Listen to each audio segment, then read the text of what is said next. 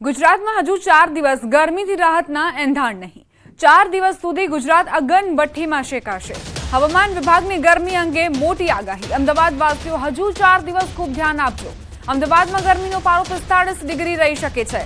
गुजरातना 10 जिल्ला में ऑरेंज एलर्ट जारी करायु छे, जेमां अमदावाद, आणंद, राजकोट, भावनगर, सूरत, वलसाड, बनासकांठा, सुरेन्द्रनगर, पाटण और महेसाणानो समावेश थाय छे। गुजरातना 3 जिल्ला में येलो एलर्ट अपायु। अमरेली, कच्छ, वडोदरा में येलो एलर्ट अपायु छे।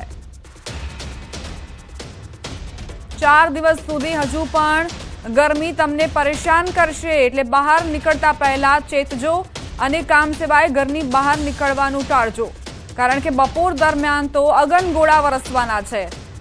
घणा एवा जिल्लाओ छे जेमने ऑरेंज एलर्ट आपवामां आव्यो छे, जेमां अमदावाद, आणंद, राजकोट, भावनगर, सूरत, वलसाड, बनासकांठा, सुरेन्द्रनगर, पाटण, महेसाणानो समावेश थाय छे अने 3 जिल्लामां येलो एलर्ट अपायुं छे, अमरेली, कच्छ अने वडोदरामां।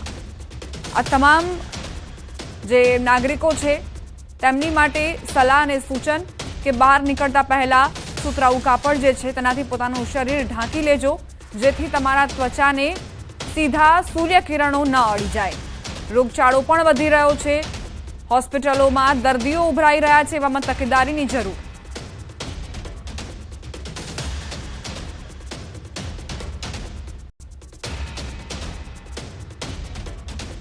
मैक्सिमम टेम्परेचर आने वाले 5 दिनों में नो लार चेंज में रहेगा।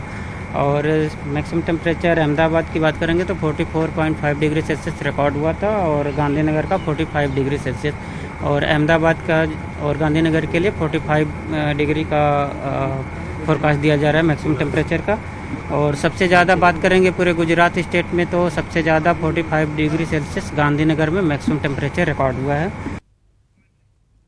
तो सौथी वधारे तापमान ए पाटनगर, गांधीनगर में नोंधायु छे अने 45 डिग्री आसपास जे तापमान छे ते नोंधाता ज गांधीनगरना जे लोको छे तेओ अंग दजाड़ती गर्मी में अत्यारे परेशान थई रह्या छे।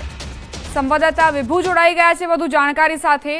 विभू, अत्यारनी जे स्थिति छे अने जे आ अंग दजाड़ती गर्मी वरसी रही छे ते आगामी समय में पण यथावत रहेशे के केम?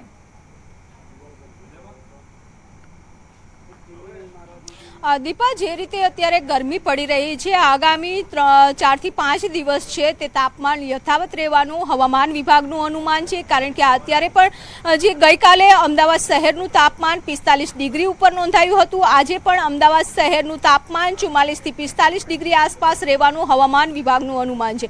जो कि आज तो वहेली सवारथी ज गरमीनो माहोल है ते वधारे जोवा मळी रह्यो छे। अंग दजाड़ती गरमी है ते पड़ी रही है, एटले के अत्यारे पण अमदावाद शहेरनुं जे तापमान है मोबाइल में पण जोई शको छो कि 43 डिग्री आसपास तापमान है ते नोंधायुं छे। एटले दरेक कलाकनी मूवमेंट है ते बतावी रह्युं छे, जेमां 2 वागे आसपास अमदावाद शहेरनुं तापमान 45 डिग्री आसपास रहेवानुं पण अनुमान है ते बतावी रह्यो छे। एटले के काळझाळ गरमी पड़ी रही है अने गरमीमां ने कारणे लोकोना स्वास्थ्य उपर पण असर पड़ी रही है। त्यारे डॉक्टरो पण सलाह आपी रह्या छे कि आ काळझाळ गरमीमां जो शक्य बने तो काम न होय तो खास करीने बपोરના 12 થી 4 वाग्या सुधी बहार न निकळવું જોઈએ। વધારેમાં વધારે પ્રવાહી પીવાનું રાખવું જોઈએ કે જેના કારણે ડિહાઇડ્રેશન ના થાય। પરંતુ સમગ્ર ગુજરાતમાં કાળઝાળ ગરમી પડી રહી છે। 44-45 ડિગ્રીએ તાપમાન પહોંચી રહ્યું છે। છેલ્લા 1 વીકથી આ તાપમાન છે તે યથાવત જોવા મળી રહ્યું છે।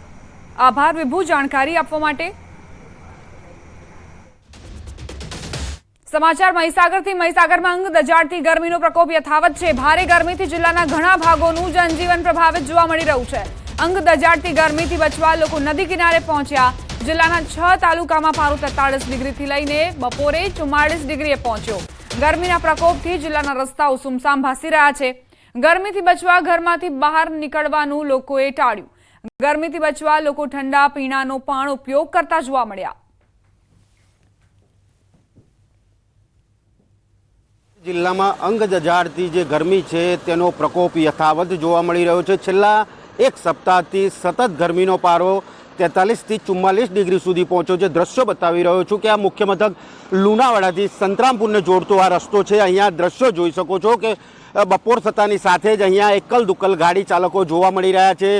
અતિશય ગરમીને લઈને લોકો ઘરમાંથી નીકળવાનું ટાળી રહ્યા છે, ત્યારે કેટલાક લોકો ઘરમાંથી નીકળવાનું પણ ટાળી રહ્યા છે, તો કેટલાક લોકો ઠંડા પીણા અને ઠંડા પાણીનો પણ ઉપયોગ કરી રહ્યા છે. અનેક લોકો ઝાડનો છાંયો પણ જોવા મળી રહ્યા છે, ઝાડના છાયા નીચે પણ જોવા મળી રહ્યા છે. સતત અંગ દજાડતી જે ગરમી છે તેનાથી લોકો તોબા પોકારે છે. ત્યારે 43 થી 44 ડિગ્રી સુધી આ જે ગરમીનો પારો પહોંચે છે, ત્યારે ભર બપોરે સુમસામ આ દ્રશ્યો છે તે સુમસામ ભાસી રહ્યા છે. ત્યારે તંત્ર દ્વારા પણ ગરમીનો પારો વધતા લોકોને અપીલ કરી રહી છે, ઘરમાં રહો, અનેક પ્રકોપોથી બચો, ઠંડા પીણા પીવો, ઠંડુ પાણી પણ સાથે રાખો, નીકળતી વખતે પણ ઠંડુ પાણી સાથે લઈને નીકળો તેવી અપીલ પણ તંત્ર દ્વારા હાલ કરવામાં આવી રહી છે.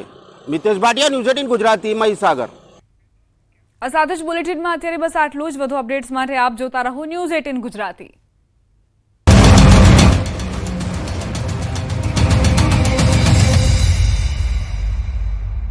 ચોમાસું ઝડપથી ગુજરાત તરફ આગળ વધી રહ્યું છે.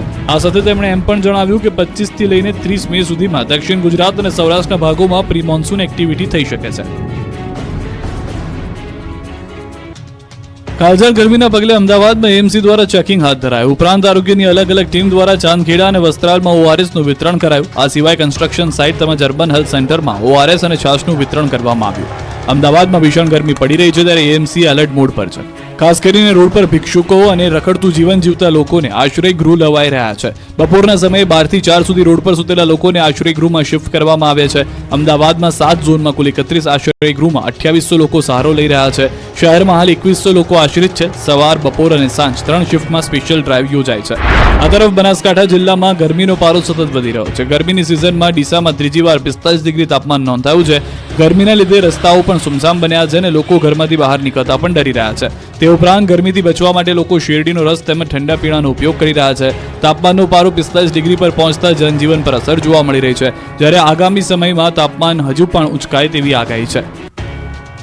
માર્ગો પહોળા કરવા ભાવનગર શહેરમાં મેગા ડિમોલિશન હાથ ધરાયું. બોર તળાવ વિસ્તારમાં ધોબી સોસાયટીથી બેંક કોલોની તરફ જવાના રસ્તા પર ડિમોલિશન કરાયું, જેમાં રસ્તામાં નડતરરૂપ દબાણો દૂર કરવામાં આવી રહ્યા છે. આ દબાણમાં 4 મંદિર અને એક મસ્જિદનો પણ સમાવેશ થયો છે, જેથી તેને પણ હટાવવાની કામગીરી કરાઈ. અગાઉ આ રોડ પરના ડિમોલિશનને લઈ હાઈકોર્ટમાં પિટિશન ફાઇલ કરાઈ હતી, પરંતુ લાંબા સમય બાદ તેનો ચુકાદો મહાનગરપાલિકાની તરફેણમાં આવતા મેગા ડિમોલિશન શરૂ કરાયું. પીઆઈ, પીએસઆઈ, મહિલા પોલીસ કર્મચારીઓ અને ફાયર વિભાગની ટીમ મળીને 70 થી વધુ સુરક્ષા જવાનો સાથે દબાણ દૂર કરવાની કાર્યવાહી કરાઈ. ભાવનગર મહાનગરપાલિકાની ટીમ 18 મીટરના રોડ પર ડિમોલિશન હાથ ધરીને રોડ ખુલ્લો કરશે. દાસની હું તો બધી જગ્યાએ ફરું છું ને બધી જગ્યાએ પીએ અને એસપી સાહેબને મને રજૂઆત કરી છે કે દારૂની ભઠ્ઠીઓ ચાલતી હોય, દારૂ વેચાતા હોય, તમામ બંધ કરો. રાજ્યમાં દારૂબંધીના લીરે લીરા ઉડાડતા હોવાના ખુદ ભાજપના ધારાસભ્યએ આરોપ લગાવ્યા. મહેસાણામાં દારૂબંધીનો અમલ કરાવવા ખુદ ભાજપના ધારાસભ્ય પોલીસ સ્ટેશન પહોંચ્યા. કડીના ધારાસભ્ય કરસન સોલંકીએ નંદાસન પોલીસ સ્ટેશને જઈને પોતાના વિસ્તારમાં દારૂબંધી કરવા રજૂઆત કરી. સાથે જ કડી વિસ્તારમાં દારૂનું દૂષણ વધી રહ્યું હોવાનું નિવેદન આપ્યું. એમએલએ કરસન સોલંકીએ કહ્યું કે તેમણે મુખ્યમંત્રી અને એસપી સાહેબને રજૂઆત કરી છે. ધારાસભ્યએ પોલીસને અપીલ કરી કે વિસ્તારમાં દારૂની ભઠ્ઠીઓ ચાલતી હોય, દારૂ વેચાતો હોય તો બંધ કરો. બધી જગ્યાએ આખા મારી વિધાનસભામાં ચાલતા હોય દારૂ બધા બંધ કરાવો એ રીતે રજૂઆત કરી છે. એ બધો ગુનો સ્વીકાર્યો છે. બસ એટલી જ પ્રાર્થના છે કે મને સમાજ માફ કરે. જેટલી વાર કે એટલી વાર હું માફી માંગવા તૈયાર છું. ધ્રુસકે રડીને 2 હાથ જોડીને માફી માંગતા રાજુગીરી બાપુ.